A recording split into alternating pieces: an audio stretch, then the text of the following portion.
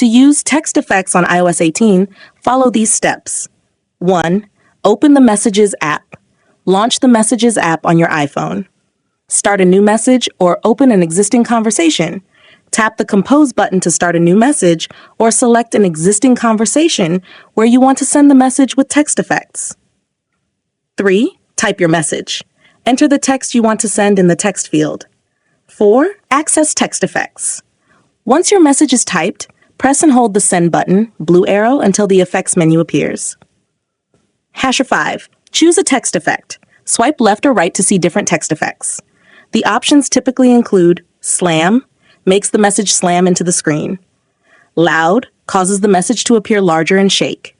Gentle, the message gently fades in.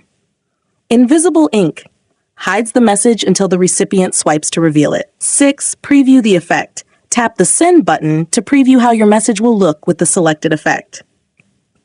7. Send the message. If you like the effect, tap the Send button again to send the message with the text effect. 8. Cancel the effect if needed. If you decide not to use an effect, you can tap the X to cancel and just send the plain text message. This is a fun way to add a bit of flair to your messages and make them stand out.